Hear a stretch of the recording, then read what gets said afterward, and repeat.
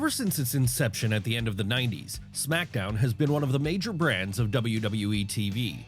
And a big part of the reason for that is the roster who have adorned the blue brand over the years. But just who was the best member of this roster during every 12-month period though? Well, that's exactly what we are going to be looking at right now, starting with the best of 1999, The Rock. Come on now, how could there be any other choice for this? After all, back in '99 when SmackDown first hit the airwaves, the People's Champion was about the hottest thing going, especially as Stone Cold Steve Austin was on the verge of leaving for an indefinite amount of time in order to go get neck surgery. And this was evident in the fact that the newest show in the WWE portfolio was named after the Anoa'i family member. That said, this isn't the only reason he deserves the spot of Best of SmackDown's inaugural year, as he was also killing it in just about every week here, whether it was during a promo or in a match. Would this star attraction status carry over once 1999 was over? Why, yes it would. In fact, things would only get stronger for the Great One at that point. With it being here, he fully became the top act in the entire promotion. And that's exactly why he's also our choice for Best of 2000 on the Blue brand. Yes, if 1999 was all about The Rock helping to establish this new show, then 2000 was about him taking it to the next level. And while it might seem easy to assume he'd be up to the task of doing this looking back on it now, it wasn't a given that Dwayne Johnson would be able to keep WWF as hot as it had been during the late 90s after the rattlesnake had been felled by injury. But never doubt the superstar presence of the Great One, because with him spending the majority of the year either holding the WWF title or chasing it, he was able to turn Thursday nights into the most electrifying night of the week every time he appeared on screen. So good was he here, in fact, many to this day still consider 2000 to be WWE's best year creatively. Of course, by the time 2001 came around though, the People's Champion would no longer be the top act, as by that point we'd see the return of our next subject, Steve Austin. Sure, 2001 wasn't a great year for WWF overall, as it saw both the Attitude Era come to an end and the Invasion angle flame out spectacularly. And to make matters even worse, for the majority of the year, everyone's favorite babyface would be playing the heel in a move absolutely no one asked for. Still though, while this heel turn led to a downturn in business overall, there was a lot of great stuff that Austin did in 2001 while he was over on the Blue brand specifically. That's right, whether it was his comedy double act with Kurt Angle, his brief return to being the old Stone Cold, or his paranoid leader of the Alliance character, 2001 SmackDown saw the Bionic Redneck quietly do some of his best work ever. It's just a shame no one appreciated it at the time because everyone wanted him to just be the badass they'd first fallen in love with in 1997.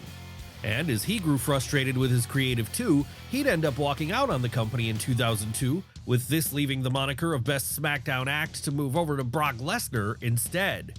That's right, back in 2002, Brock Lesnar was nothing short of a phenomenon, as upon making a spectacular debut on the night after WrestleMania 18, he'd spend the next few months rising up the card at lightning speed, with many of his greatest moments here happening on SmackDown, moments like the time he beat Hulk Hogan clean in the middle of the ring.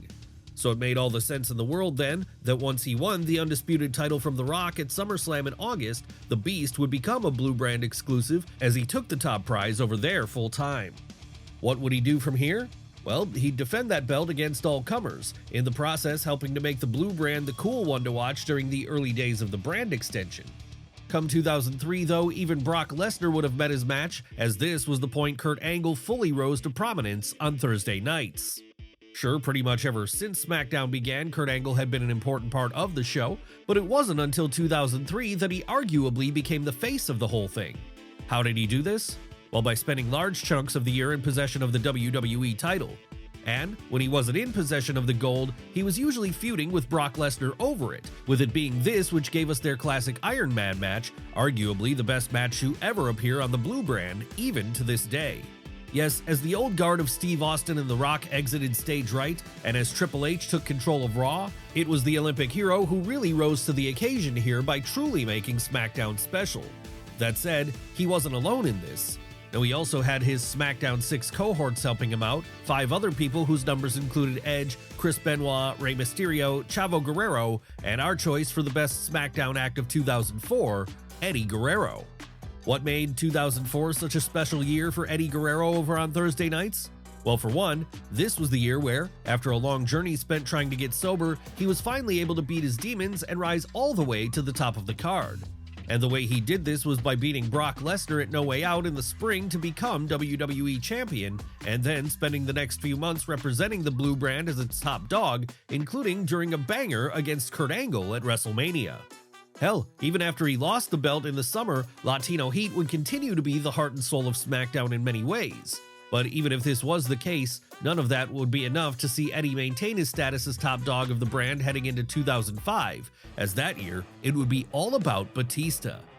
Now, if you weren't watching at the time, it's impossible to overstate just how big of a deal Dave Batista felt like in 2005, as after beating Triple H to win the World Heavyweight title in the main event of WrestleMania 21, he'd go on to defeat the game multiple times over in subsequent pay-per-views, firmly establishing himself as a top guy in the process. And it was as he was really reaching his apex that he'd be moved over to SmackDown full-time to there serve as the new face of that brand. That's right, while John Cena was being moved over to the flagship, the Animal would be tasked with keeping the magic alive over on Thursday nights, something he proved very adept at doing. Unfortunately though, by the time 2006 was dawning, a tricep injury would force Big Dave onto the shelf temporarily, meaning the spot of Best SmackDown Act of that year would instead move over to King Booker. Really though, this one was a long time coming, because ever since he joined the WWE roster in 2001 as part of the Invasion, it was clear Booker T was an absolute superstar. But for whatever reason, probably in part because he was a WCW guy, Vince McMahon never went all in with him. That was until 2006, as it was at this point that the Texan would morph into King Booker, a comedic heel who carries his court of cronies with him at all times. And it would be that court who even helped him to win the World Heavyweight title in the summer of this year, with that marking the first world title Booker had ever held under the WWE banner. So really then, he's the only logical choice for Best SmackDown Act of 2006, just like the only logical choice for Best SmackDown Act of 2007 is The Undertaker. What made 2007 the year of The Undertaker over on the Blue brand? Well, while he had been a SmackDown exclusive for a while by this point, with one of the more popular memes of the time being then that Teddy Long would often have people go one-on-one with him at a moment's notice, it would be here that he finally became the top babyface of the show when he won the World Heavyweight title. And in doing this, he'd go on to start the streak within the streak of show-stealing WrestleMania matches when he and Dave Batista absolutely killed it at Mania 23 in a bout over that belt. That's right, in 2007 there was no better representative of what SmackDown could be than The Undertaker. And that's pretty impressive considering how far into his career he was here. Would he still have this spot as 2008 arrived? Well no, because that year the spot would have instead moved over to our next subject, Jeff Hardy. Now, it's easy to forget at this point, but back in 2008, Jeff Hardy was so over, he was arguably a bigger deal than even John Cena. Hell, his merchandise was actually outselling Mr. Hustle, Loyalty, and Respect for a while there. And that was certainly a good thing for SmackDown because, with the charismatic Enigma being a Blue brand exclusive here, it meant his show always shone whenever he was on it. Seriously, it didn't matter who he was going up against here. Jeff Hardy was simply undeniable as the 2000s came close to its end. So over was he, in fact, by the time 2008 was done, he'd even have won the WWE Championship from Triple H. Not that he'd still have that belt as 2009 fully got going though.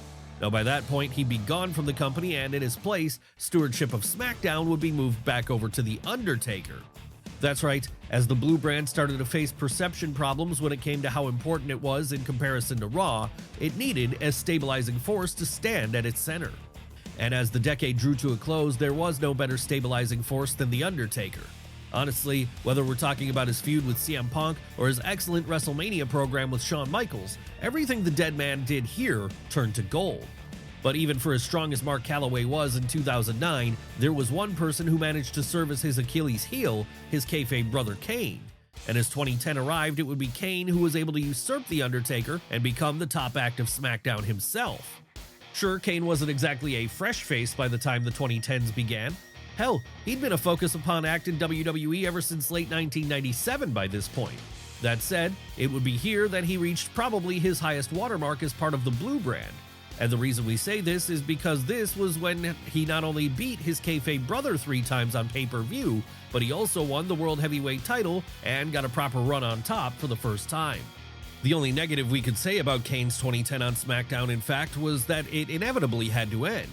But at least when it did, our next subject would be right there to pick up the mantle of top guy and carry the Blue brand into 2011.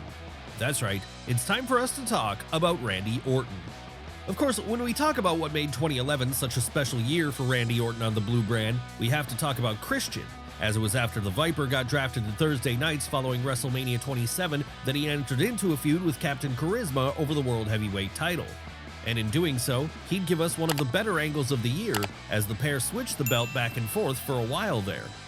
As you would expect though, in the end it would be Orton who was standing tall, as he was clearly the bigger star for Vince McMahon at the time. Honestly, so big of a star was he, you could argue that there was no better choice to helm SmackDown during this period when the brand had never felt less vital. Would he continue in this role during 2012 as well, however?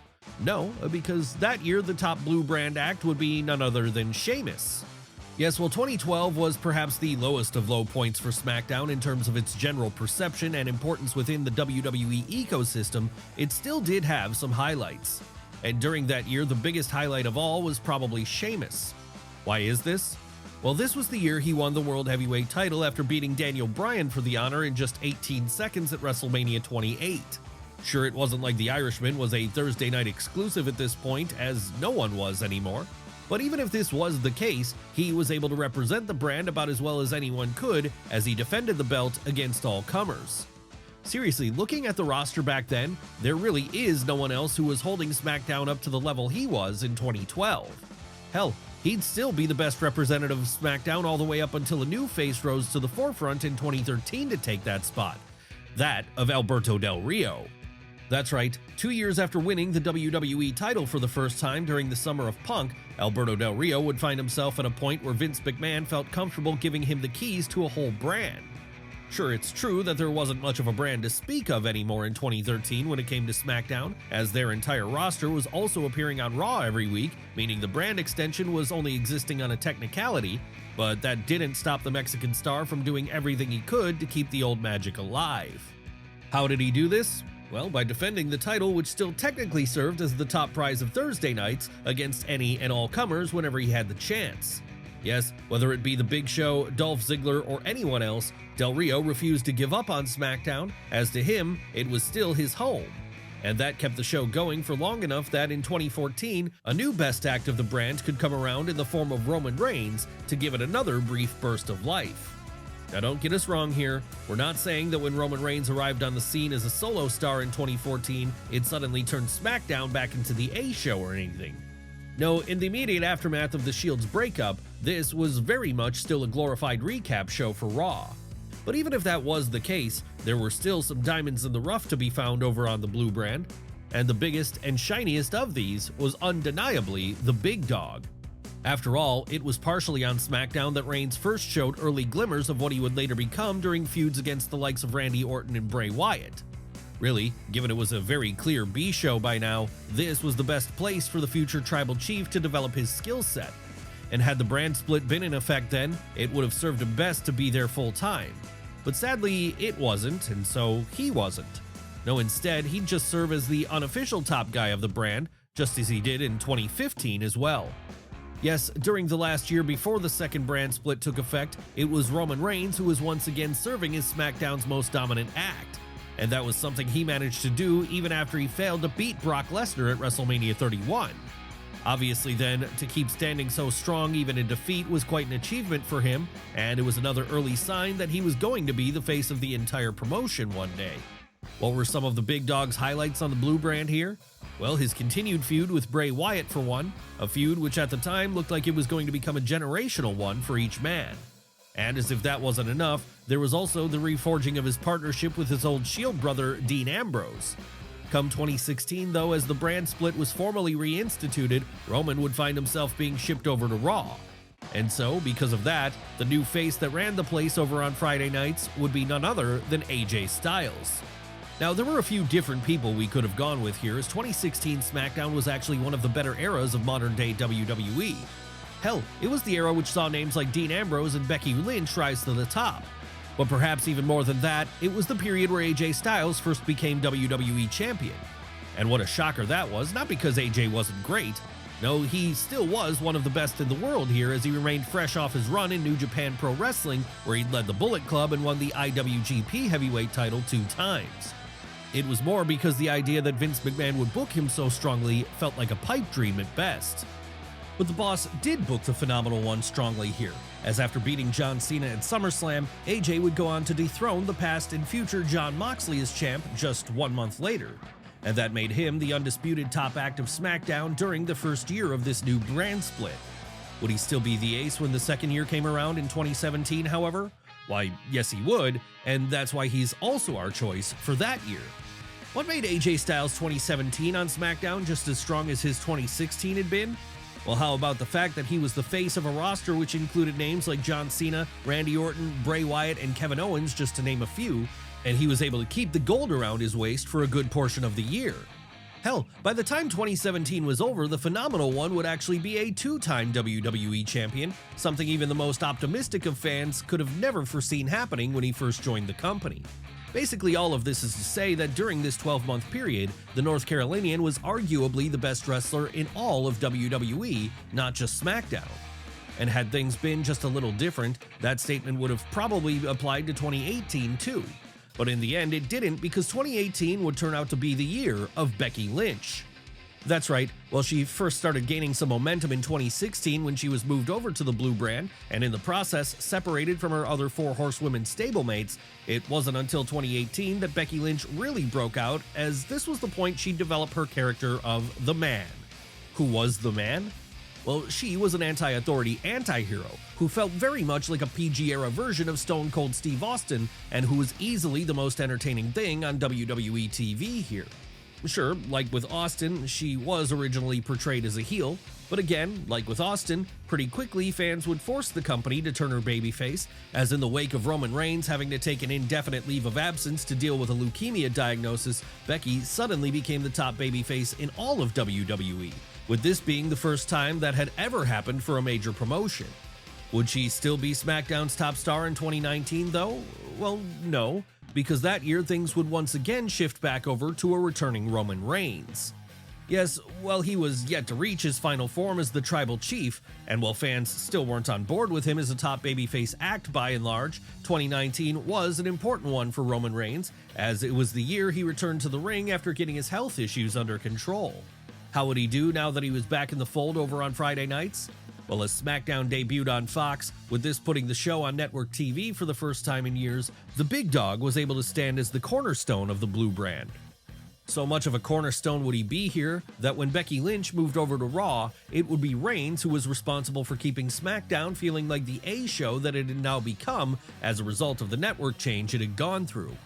And he'd do this without even having to hold the WWE or Universal titles at all. Hell, all he'd have to do is be there every week. That said, for as strong as 2019 was for the Big Dog, it would be the following year that things really turned around for him.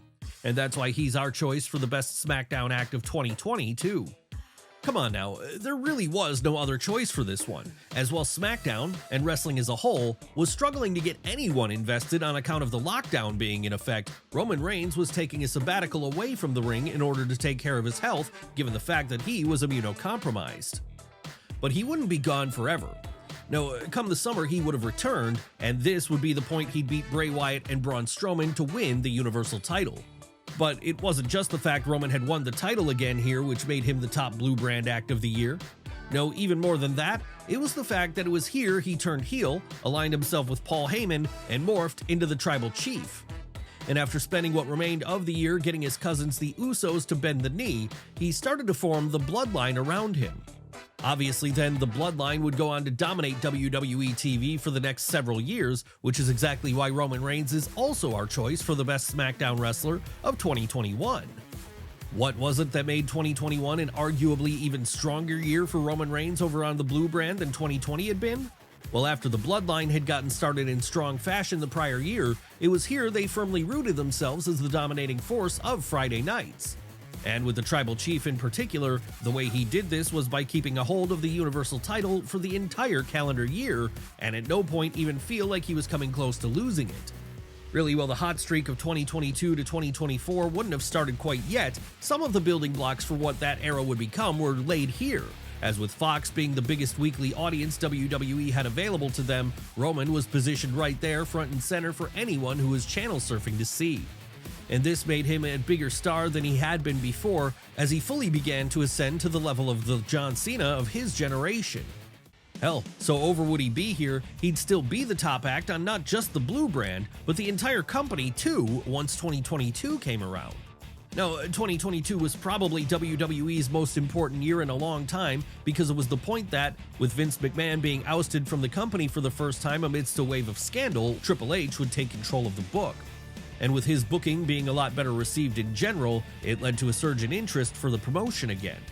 Just as well, the Bloodline was starting to hit its peak here then, as with Sami Zayn now joining the fray, the whole thing went into overdrive. Of course, right at the top of this storyline though was the head of the table, as by now he wasn't just the Universal Champion, he was also the WWE Champion, with this making him the absolute undisputed top dog in WWE. And with SmackDown being his regular home, this meant the show continued to be the A show, as whenever he appeared there, it was appointment television. Really, the only question at this point was could anyone overtake the Tribal Chief in 2023? And the answer to that was no, as he'd also be our choice for top spot of that year on SmackDown. Sure, by this point, some people were starting to get edgy for Roman to drop the undisputed WWE Universal title. We all remember the chaos that was the initial fan reaction to WrestleMania 39 after all. But Reigns wouldn't lose the belt here. No, he'd keep hold of it all throughout 2023, as now on a part-time schedule, his appearances started to get fewer and further between. But then this only served to make those appearances more special when they happened, and that only added more juice to the Bloodline Civil War, which he was right at the center of on SmackDown this year. Basically, what we're saying is that this was a case of absence making the heart grow fonder. And as WWE's hot streak continued, it only further built the mystique of the head of the table as being an unstoppable force. That said, this run was always going to end eventually, and in 2024, that end would come at the hands of our choice for Best SmackDown Wrestler of this year, Cody Rhodes. Now, if there was anyone who could compete with Roman Reigns as being the face of this current era of WWE, then it would be Cody Rhodes, because after jumping from AEW in 2022, he'd almost instantly become the top babyface of the entire promotion. Sure, it would take him a while to finish his story, but 2024 would be the year he finally did this at WrestleMania 40, when, in probably the high watermark of this period, he finally dethroned Roman Reigns. Where would he go from there? Well, from there, the American Nightmare would defend the belt against all comers, becoming the new face of SmackDown in the process, as the likes of AJ Styles, Kevin Owens, and Solo Sikoa all took their shots at him and ultimately failed. Really, it felt like no one could beat him here as Cody reached that upper echelon of overness that few are ever able to get to. Hell, he'd still be in possession of the belt as 2025 came around, and he was continuing to be the top SmackDown act of that year as well. Sure, Cody Rhodes would spend a decent portion of 2025 without the WWE title around his waist, as after dropping it to John Cena at WrestleMania 41, it would remain in the possession of Mr. Hustle, Loyalty, and Respect all the way up until SummerSlam. But even if this is the case, the American Nightmare remained the top dog in WWE as far as SmackDown is concerned. And that's because even when he wasn't the champ, he'd still be the one who got talked about the most by fans. Obviously then, now that he's champ again, the talk has only gotten louder as Rhodes continues to be the face of this current era. Honestly, it doesn't look like this is a spot he's going to be giving up anytime soon, and with him still having a home on SmackDown, that's helped to keep this show feeling important as Raw has moved over to Netflix. Will Cody still be the guy on Friday nights when 2026 comes around though? We guess we'll have to wait and see. But even if he isn't, he's already earned a place in the history of the brand by being the best of a specific year, just like everyone else we've looked at today.